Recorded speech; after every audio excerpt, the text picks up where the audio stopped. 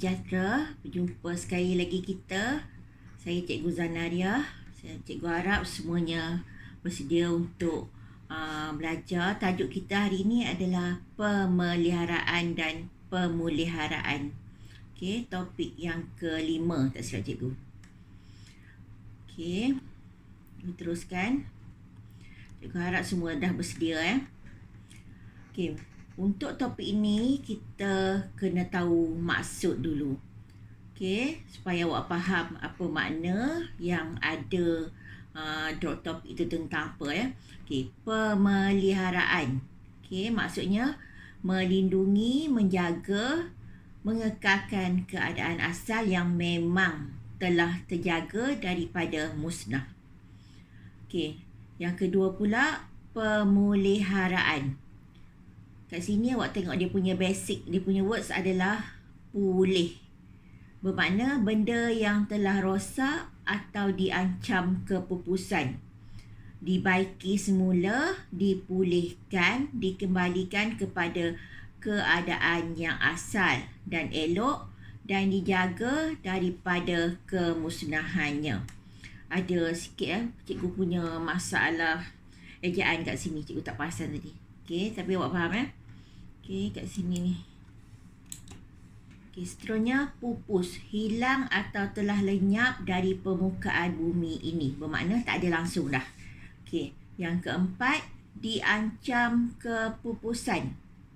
Bermakna bilangan yang tinggal hanya sedikit sahaja dan susah ditemui, tetapi masih ada lagi di muka bumi ini.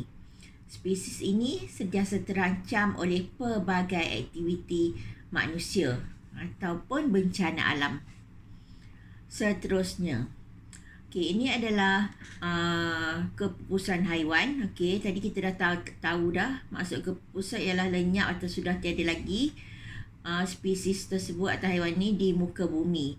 Contoh-contoh dia, haiwan yang pupus, dinosaur, okey, mammoth, okey, mammoth ni bentuk gajah, harimau bertaring, ni nampak taring dia burung dodo, serigala Tasmania dan juga guaga.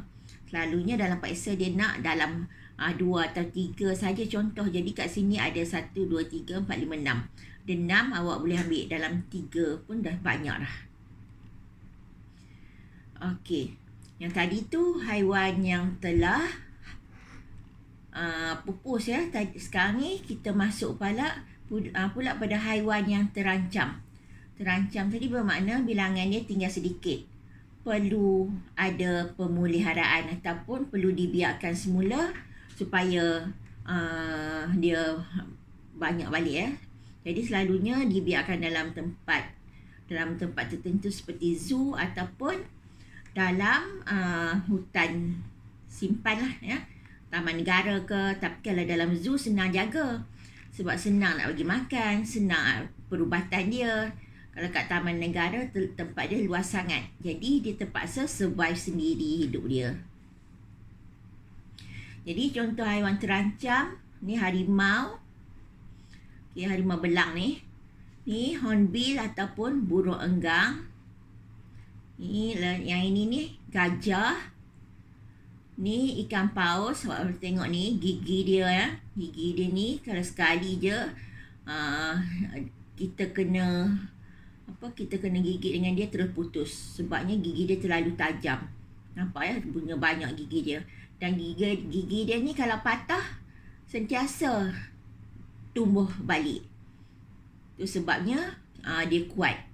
Gigi dia kuat Okey, ini penyu belimbing. Okey. Dan yang ini ni badak sumbu. Ini adalah contoh haiwan yang terancam. Ni badak sumbu bukan badak air. Badak air dia banyak. Okey, badak sumbu dia kurang sikit. Sebabnya orang sentiasa buru sumbu dia ni untuk perubatan. Yang ini ni dia untuk orang ambil telur penyu ni untuk nak masak ke, ataupun memang anak dia pun selalunya tak sempat sampai ke laut dah kena makan dengan halang. Okey, kenapa kenapa haiwan-haiwan ni diancam kepupusan? Okey. Contohnya, yang ni ikan paus tadi. Orang buru secara harap untuk ambil dia punya lemak untuk dijadikan lilin ya. Okey. Ni di ikan paus ni sebab kulit dia tebal, isi dia tu banyak sangat lemak bawah kulit dia tu. Okey. Buaya. Ini ni untuk ambil kulit dia untuk buat beg, buat tali pinggang, okey. Sumbu, badak sumbu untuk barangan, perhiasan dan ubat tradisional. Okey, seterusnya harimau belang ni kulit dia untuk pakaian dan perhiasan, kuku untuk dijadikan ubat tradisional. Penyu, telur dia sebagai makanan. Dan ada juga yang ambil penyu ni dibuat sup. Ada yang kata sebagai makanan eksotik lah ya. Ataupun untuk perubatan juga. Kalau gajah ni pula, gading dia untuk perhiasan. Tapi kena ingat ya, dekat Sabah ke Sarawak juga, Sabah. Okay. Gajah pigmi. Gajah pigmi tu kecil daripada gajah biasa. Dia tak bergading. Okay. Jadi kalau gajah pigmi dia tak bergading ya. Sebab pernah keluar soalan gajah pigmi. Gajah pigmi tu dia kata orang kenapa dia dah hampir pupus, sebabnya diburu tapi bukan untuk gading. Dia kacau kawasan pertanian, lepas tu orang tembak dia. Okay. Jadi macam pemburuan haram lah ya. Tumbuhan yang diancam kepupusan pula, ini ni anggrek merpati, periuk kera. Okey, ni orang buat lemang pun ada, yang masak nasi dengan periuk kera pun ada. Okey, orang asli Ni orchid sleeper. Okey, dah jarang ditemui. Ni Rafflesia. Okey, bunga paling besar. Kan? Dekat dalam ni dia ada cecair yang menyebabkan ada benda masuk kat situ, akan inilah dirembes dan menjadi baja lah pada pokok ni. Dan Rafflesia ni juga, saya dah ingatkan awak dalam topik yang lepas, adalah tumbuhan parasitisma. Dia ambil makanan daripada orang Okey, ini adalah kesimpulan tentang topik ini. Okey, tak banyak pun dalam ni. Okey. Dan benda ni juga ada dalam buku. Awak boleh tengok dalam buku. Kita tengok sekali lalu ya. Okey, saya ulang balik haiwan yang dan tumbuhan terancam. Faktor-faktor ancaman dia. Yang pertama, aktiviti manusia seperti pembalakan haram, pemburuan haiwan secara haram. Mesti kena tulis haram dia tu. Sebab kalau pembalakan dirancang, okey je, tak ada ancaman ya.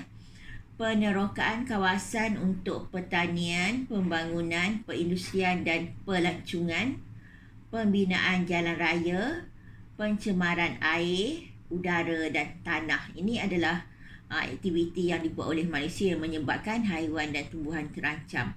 Ini pula oleh bencana alam. Contohnya banjir. Okey, tiba-tiba banjir ke, tak kisahlah. Okey, gempa bumi ataupun ribut taufan. Pencemaran pula. Okey, pencemaran berlaku oleh air. Contohnya tumbuhan minyak ataupun toksid. Okey, dalam air ni ya. Okey, udara pula daripada asap kilang, daripada kereta, pembakaran terbuka. Okey, itu adalah udara. Dan daripada tanah pula, pembuangan sampah dan toksid. Okey, dalam topik ni, dia boleh bagi dalam soalan, bukan objektif lah ya. Objektif pun boleh, tapi dalam subjektif pun boleh. Selalunya subjektif senang lah dia nak bagi. Sebab kita tulis je jawapan. Jawapan dia pun banyak dan kalau logik dah diterima ya. Okey, cara mengatasi pemeliharaan dan pemuliharaan. Okey, kat sini ni, yang pertama, mendidik masyarakat tentang melindungi haiwan dan tumbuhan yang diancam kepupusan. Ini macam kat sekolah pun boleh. Okay? Kita ajar anak murid kita macam mana nak jaga burung. Okay? Ataupun kita tanam, buat taman herba semua. Kumpulkan jenis-jenis herba, okey, itu mendidik masyarakat ya. Masyarakat ni termasuklah asalkan orang ramai itu dikira masyarakat. Ataupun menganjurkan kempen yang menentang pembalakan dan pemburuan haram. Ataupun selalu kita tengok bersihkan sungai kita semua kan. Semua tu adalah kempen-kempen yang boleh kita buat. Elakkan membeli produk yang dibuat daripada spesies yang terancam. Contohnya ini orang kaya kan, kata nak kasut daripada kulit buaya juga, ataupun nak tali pinggang kulit buaya. Okey, kena buat untuk dia special edition kan. Okey. Jadi benda ni kita kalau boleh elakkan membeli produk yang dibuat daripada bahagian spesies yang terancam. Okey, tanpa mewartakan hutan simpan. Hutan simpan ni maksudnya hutan tu tak boleh dikacau, tak boleh ditebang. Okey, kalau kita nak tengok saja je boleh lalu tengok. Jangan nak petik-petik dia. Okey, tengok saja Okey, dan selalunya hutan simpan ni dia tulis hutan simpan kat situ. Seterusnya mewartakan macam bagi tahulah ya. Mewartakan spesies hidupan yang dilindungi. Contohnya, okey, ayam hutan, kancil, semua tu rusa tak boleh diburu. Okey, itu mewartakan spesies hidupan. Okey, ataupun menebang pokok secara terpilih sahaja. Kalau tebang pokok secara terpilih saja, dia tak adalah tempat tu terus menjadi botak kan. Jadi ada lagi pokok yang elok yang boleh membesar dan ada yang dah boleh ambil. Okey, ataupun menguatkuasa undang-undang dan juga peraturan pemburuan dan penyeludupan haram. Okey, senang cerita kat sini awak tulis je kuat kuasa undang-undang. Dah boleh terima dah. Mewartakan taman laut ataupun taman negara. Okey, sama je. Mewartakan kawasan paya bakau ataupun nama dia Ramsar. Okey, paya bakau ni awak tahu kan dia ada dekat kawasan air, pertemuan air laut dan air tawar. Okey, barulah ada paya bakau. Dan selalunya kalau nak tahu paya bakau tu macam mana, dia punya akar dia keluar ke atas. Okey, dia punya daun dengan akar semua ke atas. Sikit dia masuk dalam. Supaya dia boleh menapis ataupun supaya sampah-sampah boleh tersangkut dekat akar dia. Jadi kawasan tu ataupun air menjadi lebih bersih. Macam tapisan lah ya. Okey. Mewujudkan pusat rehabilitasi haiwan. Contohnya, katalah penyu dekat Cerating ataupun orang hutan dekat Sepilok, Sabah. Okey, semua tu pusat rehabilitasi haiwan. Penanaman semula pokok hutan. Okey, contoh pokok jati yang dah ambil tu, dah jadi kayu balak tu, kita tanam semula. Itu adalah cara mengatasi ataupun macam mana kita nak pelihara apa yang dah tak ada ataupun apa yang dah rosak. Okey, ni kat sini ni cikgu bagi beberapa pusat pemeliharaan. Okey, ada juga pernah keluar dalam periksa. Dia tanya dekat mana. Contohnya pusat rehabilitasi orang hutan dekat Sepilok, Sabah. Pusat penerangan santuari penyu, Cerating. Pusat pemeliharaan beruang matahari, Sabah juga. Kat Sabah banyak sebab kat sana kan banyak hutan. Banyak kawasan yang masih lagi belum diterokai. Lepas tu hutan simpan Deramakot. Yang ni kat sini ni dekat dalam hutan simpan ni ada orang hutan, gajah pygmy, gajah yang cikgu kata tak ada gading tadi tu, monyet proboscis. Yang ini ni yang monyet yang hidung dia besar tu, yang hidung dia panjang besar. Okey, dan harimau bintang. Okey, kat sini dia jaga kat sini macam dia buat zoo lah ya. Okey, tempat dia, tapi zoo tu kan tempat dia kecil kan, ni hutan simpan. Lepas tu Pusat Perlindungan Hidupan Liar Kinabatangan. Ni kat sini ada monyet, burung kenyalang ataupun burung enggang tadi tu. Seterusnya Pusat Perlindungan Monyet Proboscis Labuk Sabah juga. Okey, monyet ni memang dah jarang dah, memang bilangan dia sikit sangat. Sebabnya dia buat untuk ni lah, nak biarkan semula. Pusat Konservasi Gajah Kuala Gandah, Pahang. Okey, jadi ini pun selalu juga orang tanya. Kuala Gandah, Pahang ni ada apa ya? Ni tempat untuk gajah. Okey, seterusnya. Jadi topik kat atas tu, soalan-soalan yang selalu boleh keluar cikgu bagi dengan jawapan sekali ni.